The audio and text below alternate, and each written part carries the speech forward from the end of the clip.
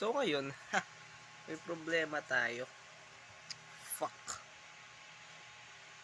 Panoorin nyo na lang yung clip. Putan. May problema talaga ako, putya. Shit. Bakash in po.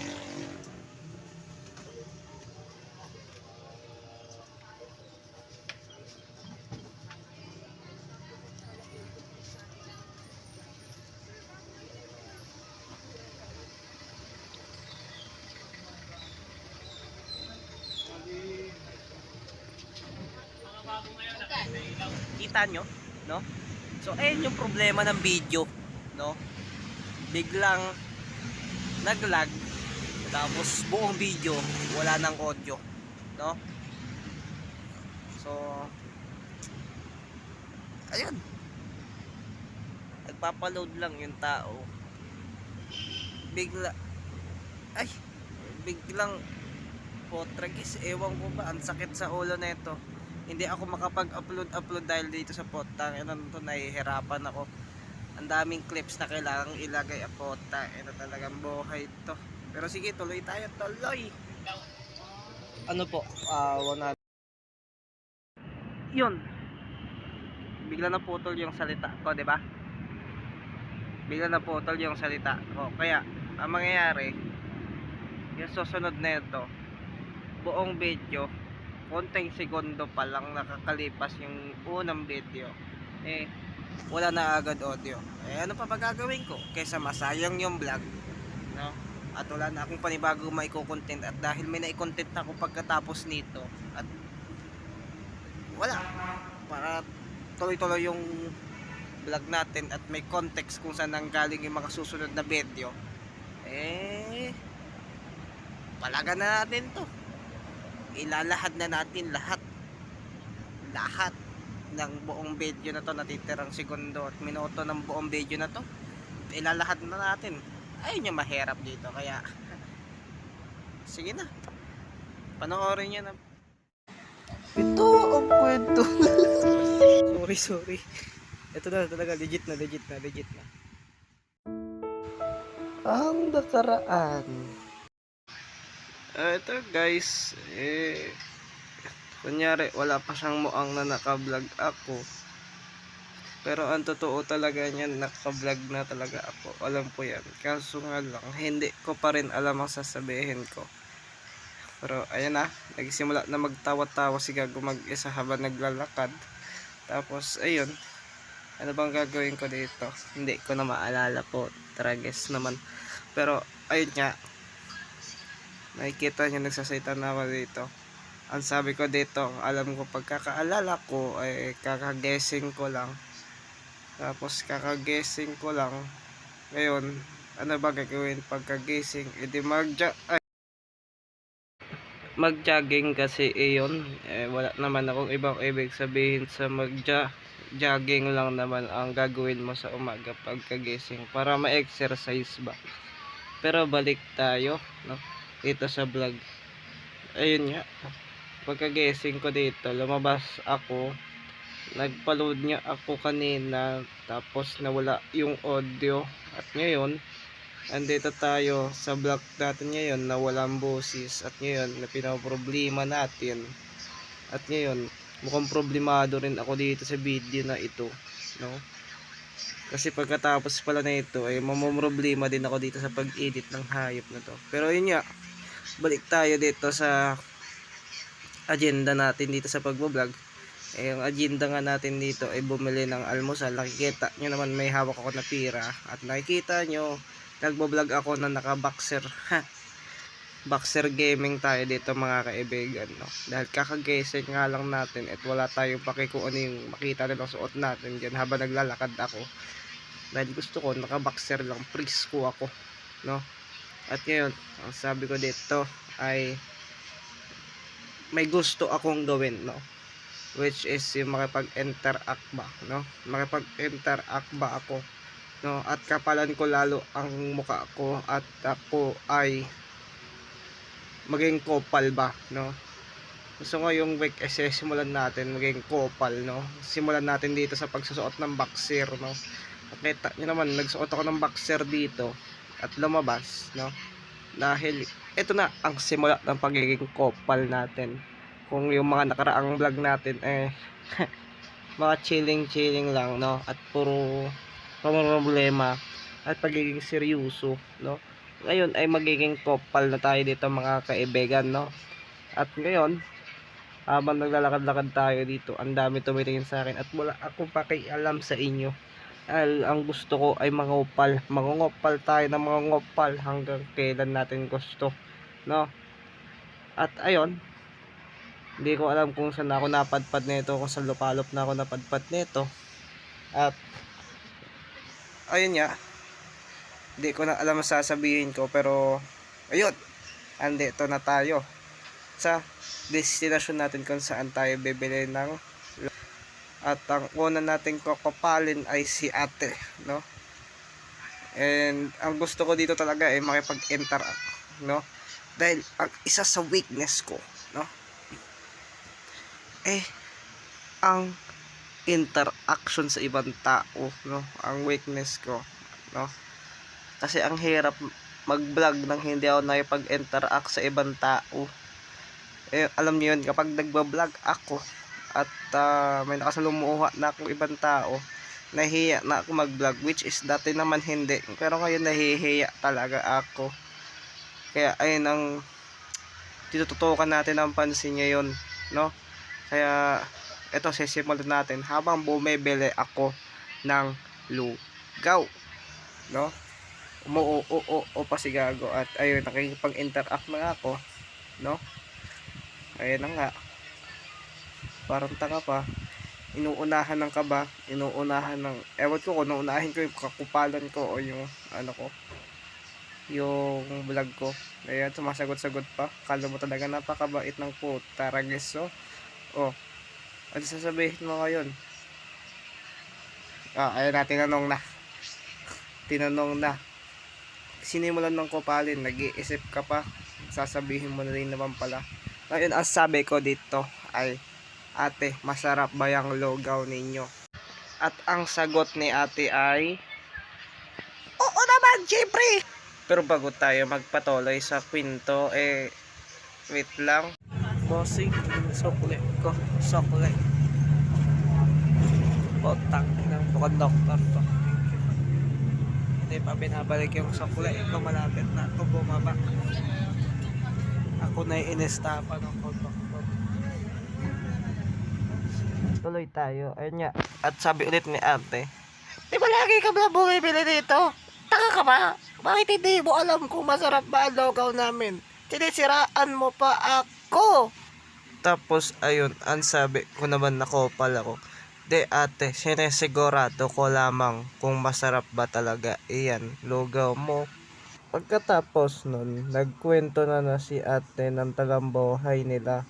At ayun, tuloy-tuloy ko lang kausapin si ate at ang sabi niya, hindi daw talaga sila dito nakatira. Nakatira sila sa Baliwag, Bulacan. Tapos andito sila sa San Jose del Monte, Bulacan. Ang layo, 'di ba? Tapos ayun nga, tinanong ko rin si ate kung dahil taga Baliwag sila. Ang gulo, putang na, wait nga lang. Bababa na ako. Bababa lang ako. Wait lang, tutuloy natin ang istorya. Dahil baka ako'y lumagpas apot. Wait lang mga kaibigan. Mabilis lang ito.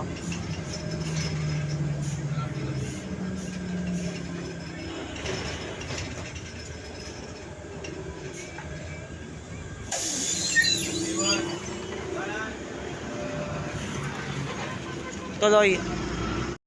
Ayun nga, tinanong ko si ate dahil taga Baliwag, Bulacan sila. Tinanong ko kung kanino tong pinapwestuhan nila ng lugaw. Sabi niya, inuupahan nila iyan. At syempre, dahil inuupahan nila yan, tinanong ko na rin kung ayun na ba ang pinagkakitaan nila yung lugaw. Sabi naman ni ate, oo, kasi ayun din ang kaya nilang pagkakitaan at pwede naman yung kita nila sakto lang na pambabayad nila ng OPA dyan. E di syempre, hindi na sila umuwi ng Baliwag, dyan na lang taga sila natutulog din sa pwestuhan nila ng lugaw. And nakakabilib kasi kinakaya nila, no? Wait lang, pahipakin nyo muna ako na ubosan na ako ng hininga kaka salaysay na itong potrages na to. Okay na, sige na, tuloy. Pero yun no, kidding aside, ayusin na natin yung boses natin. And especially kasi, ayun nga, dahil nga sabi ko buti nga kinakaya nila, no? Grabe yung sacrifices na ginawa nila ate. Na to pursue and for survival na, alam mo yun, may kita sila. And ayun yung alam nilang opportunities, no? Ginrab nila, no? And nirisk nila, no? Para lamang doon, no? Sa gusto nila gawin sa buhay, no? So, ayun, ang sarap sa feeling. Grabe, no? And habang kausap ko si Ari dito, naiisip ko na kung sila kinaya nila, no? Na i-risk yung i-risk yung, alam mo yun, yung bahay nila sa Baliwag, yung tinitira nila. Lumabas sila out of their comfort zone, no? Para lamang gawin yung gusto nilang gawin, no? And take it as opportunity, no? Para pumunta dito sa lugar namin, no? Is grabing sacrifices yun. Na-appreciate ko yun, no? So kung sila nga kaya nilang gawin, kaya nilang i-risk and lumabas dun sa comfort zone nila, no? Bakit ako hindi rin, no? Kasi alam mo yun, yung comfort zone ko is ako lang na nagbo-vlog, no? Ako lang na sarili nagbo-vlog, no? And ang weakness ko nga, sinabi ko is yung habang nagvo-vlog ako is makipag-interact, no? Which is kaya ko naman makipag-interact kahit naka-vlog ako. Pero ang hindi ko lang kaya, kung mapapansin niyo sa video na to, yung itapat yung video, yung camera sa doon sa kinakausap ko o kung sa kanino na ipag-interact. Grabe, no? So, may pinupulbak ako ng sarili ko, no? Pero sila ate hindi sila pinulbak ng sarili nila.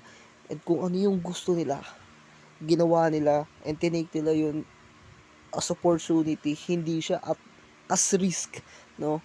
So kung ganun nga sila ate, bakit ako hindi, no?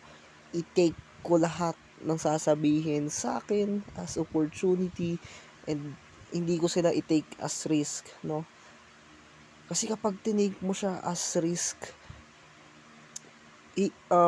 panghihinaan ka ng loob, parang grabe to, hindi ko kaya, no? Pero pag tinake mo siya as opportunity, no? Igo-go mo siya, no?